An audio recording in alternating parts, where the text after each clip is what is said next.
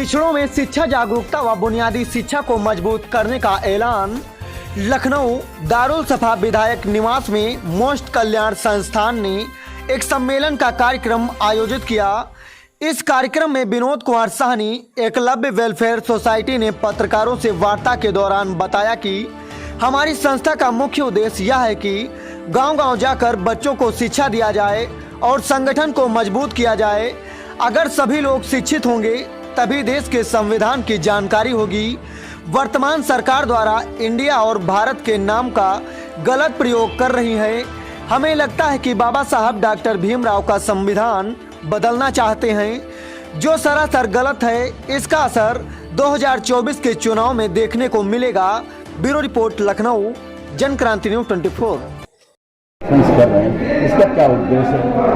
ये देखिए, एक सामाजिक संगठन है जिसका नाम है माइनॉरिटी, ओबीसी, एससी और ट्राइब से जो कास्ट है, तो उसके उत्थान की बातें हैं। जिस मुहिम को पहले माननीय काशीराम जी चला गए थे और धरतीपुत्र मुलायम सिंह जी चला गए थे, तो एक वो दौर था कि जब ओबीसी और दलित बहुजन जिसका नाम है, उसी का नाम मोस्ट है यहाँ पे, तो लोग एक दौर में कि अपने घर पे अपनी चारपाई पे किसी एक ताकतवर जाति के सामने नहीं बैठ पाते थे।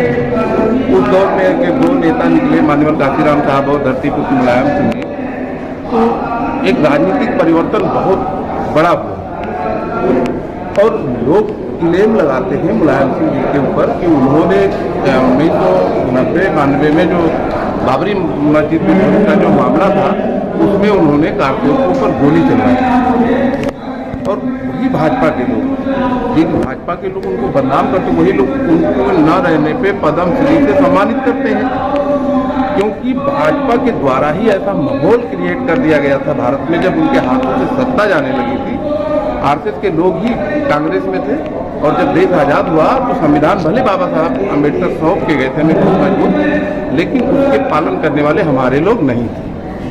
कांग्रेस में ही थे, लेकिन वो लोग थे सामंतशाही व्यवस्था को मानने वाले लोग, जो लोग इस देश के सदियों मूल्यवासियों पे सदियों से शोषण और मतलब शोषण का शिकार कर रहे हैं।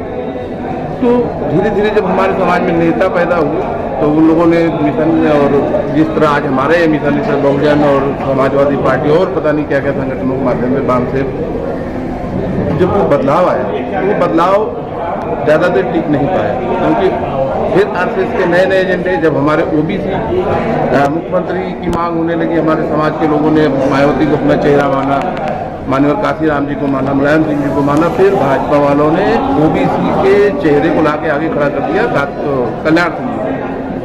कल्याण सिंह जी आते तो ओबीसी से थे, लेकिन मुख्यमंत्री भी रहे। एक भी कोई ऐसा कार्य कल्याण सिंह जी द्वारा किया गया हो। उत्तर भारत सरकार, वर्तमान सरकार इस वक्त इंडिया का नाम जो बदल के भारत रख रही है, इसके बारे में आप क्या कहना चाहिए? कि संविधान, ये संविधान बदलना बाबा भीमराव अम्बेडकर का चाहिए या नोटबंदी के बारे में चाहिए? मैं बहुत इसके बारे में क्या कहना चाहिए? शायद आप इसको कटिंग नहीं करेंगे तो मैं बहुत एक कड़वी बात कहने जा रहा हूँ कि सीता जी ने लक्ष्मण रेखा पार किया, रावण को जलाते हैं। भारतीय जनता पार्टी वाले लोग अपने पिछवाड़े का गोबर दूसरे के पिछवाड़े लगाते हैं। जैसे ही इंडिया के नाम पे ये शोषित पीड़ित और जितने ही किसान, मजदूर, व्यापारी और स्टूडेंट जब एकजुट होने लगे, एक बहुत बड़ी बदलाव क्रांति आने लगी इंडिया के नाम से, जब उनका एक गठबंधन का जैसे इनका था एनडीए,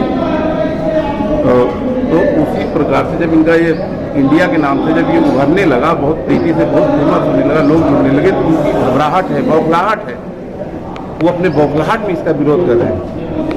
और इंडिया को बदल के भी अगर कुछ कर देंगे तो उनको बहुत कुछ हासिल होगा नहीं, और इतना संभव नहीं कि वो बदल पाए। क्या इस संविधान भी बदलने की कोशिश कर रहे हैं बाबा भीमराव अम्बेडकर का? अंदर खाने उनकी तैयारी पूरी है कि 2024 में पुनः अगर उनके हाथ में सत्ता आती है तो संविधान तो उनके बाप की भी औकात नहीं है बदलने की, लेकिन उसमें कुछ आर्टिकल हैं जो ओबीसी, एससी, एसटी माइनॉरिटी के मतलब बदल सकते हैं।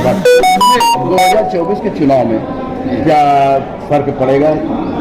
बहुत बड़ा चल रहा है 2024 के चुनाव में, जैसे हम लोग अभी हम कह के हटे हैं कि जो ओबीसी और दलित और ये समाज है, तो एक टाइम था कि हमारे महापुरुष बाबा साहब अम्बेडकर एक बहुत बड़ा संविधान हमको दे गए, लेकिन हम उसको सुरक्षित नहीं रखते। आज हमारे आंखों के सामने भारतीय जनता पार्टी के लोगों द्वारा संविधान में जो भी हमारे सुरक्षात्मक अधिकार कानून है उसको कमजोर किया जा रहा है, और हम ओबीसी के लोग उसको देख रहे हैं। हम कुछ कर नहीं पा रहे हैं। हम लोग कार्यक्रम कर रहे हैं, मीटिंग कर रहे हैं, लेकिन अपनी ये बात हम गांव के लोगों तक उनके व्हाट्सएप 2024 में क्या फर्क पड़ेगा? बिल्कुल पड़ेगा। हम वही चीज़ें हम लोग इकट्ठा हुए कि हम लोग गांव-गांव में जाके हर अपने लोगों तक ये बात पहुंचाएंगे कि इन बीते 10 सालों में 2014 से 2024 के बीच में जो हम लोगों ने खोया है, जो हमारा संवैधानिक अधिकार खोता जा रहा है, उसको बचा लीजिए। तो हम लोग पूरा प्रयास करेंगे, ठीक है। और इसके लिए मतलब दिन रात मेहनत होगी। और जहाँ तक देखिए, कहते हैं ना कि चलिए कुछ को मैं जगाता हूँ, कुछ को आप जगा लीजिए, जितनी ताकत है उतना लगा लीजिए।